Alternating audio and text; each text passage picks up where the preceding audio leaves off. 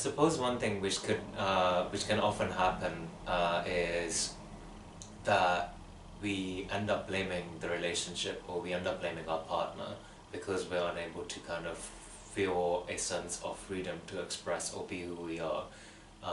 when we're relating to them, you know. And of course, a problem which can occur as a result of this is that we can begin to doubt the particular person we're connecting with and relating with, you know. Because essentially, at least from where I stand, what we want to do is connect with the person in a genuine and honest way. That's the whole point why all of us crave to be in a relationship with someone, you know. When we're not in that particular dynamic, there is always an element of us which is hoping to be in that kind of dynamic, you know. And so now that we are in that dynamic, now that we are going kind of steady with someone who we like, who we enjoy spending time with, and yet all of a sudden this kind of notion of feeling a sense of anxiety or self-consciousness emerges as we're kind of beginning to connect with them in a more deeper way. What can happen is that we can begin to think that there's something wrong within the relationship, and maybe there is, I don't know. I mean, every particular person is going to vary, you know, but I suppose in my particular case, I think that's not the case. So the reason why I'm feeling this has nothing to do with the person I'm communicating with or the person I am, you know, interacting with in this particular dynamic, or who I'm with at the moment, you know. I think a lot of it's to do with prior experiences of not feeling safe enough or not feeling comfortable enough in settings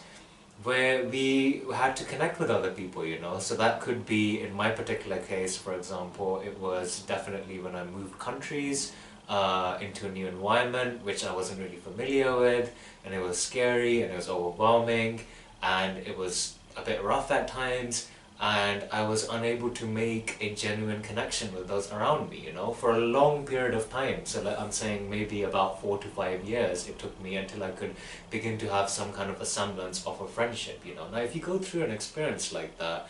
then of course you're going to have a kind of mistrust of intimacy. Of course you are. And of course you're going to find it difficult to really express who you are in front of this person, because it's a scary experience, because your prior experiences of something which was similar, okay, it wasn't a relationship, but it was a kind of interaction you had with the outside world. It was a way of connecting and opening up, or trying to open up and failing, you know, or not feeling that others were reciprocal to your particular I want to say needs, but it's not really needs. I suppose your need to connect with them, and when that's not reciprocated over a prolonged period of time, then of course what you're going to experience is a sense of self-consciousness and anxiety when something like that emerges again. I suppose my point is, as a result of sort of opening up and talking about this, is that I think often what can happen is, within the domain of relationship and otherwise as well, to be honest with you, because we're just talking about connecting with, or at least I'm trying to talk about connecting with other people, what can happen is that we're unable to connect with people, right? And there's some kind of impediment we feel which is really hindering us in order to get on with our lives and really be who we are and genuinely form meaningful interactions with those around us. There's some kind of hindrance we're feeling, and a lot of the times I think the kind of general conclusion we end up forming is that, okay, I think it's to do with this person, or I think it's to do with this environment, or I think it's to do with,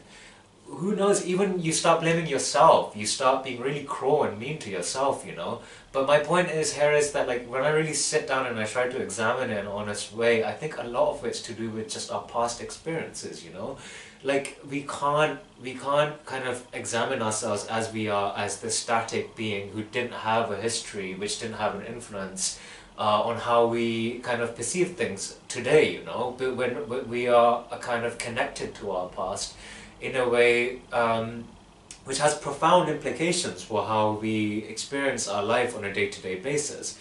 And when we're honest about that, I think it's not really a kind of ruminating and kind of feeling sorry for yourself in terms of, oh, this happened to me and like how terrible and stuff like that, but more like, okay, this did happen to me and this did cause some kind of impediment, or it kind of limited me in some ways, But I can, I suppose, keeping that in mind, maybe do something to get around that, you know? I suppose the kind of main point which I'm trying to say here is that, and I'm kind of self-conscious because I think time is limiting right now, but I think the main point I'm trying to communicate here is that it can be really easy to, you know, think that our inability to connect in a particular moment with a series of individuals is to do with them, to do with us, or is to do with some kind of general circumstance and blame that, you know. It's very easy to point the finger at another person or a situation or at ourselves, but I think when we really take, or at least when I take my past into consideration, then I'm able to really empathize with myself a bit better, and I'm able to see that I'm not just kind of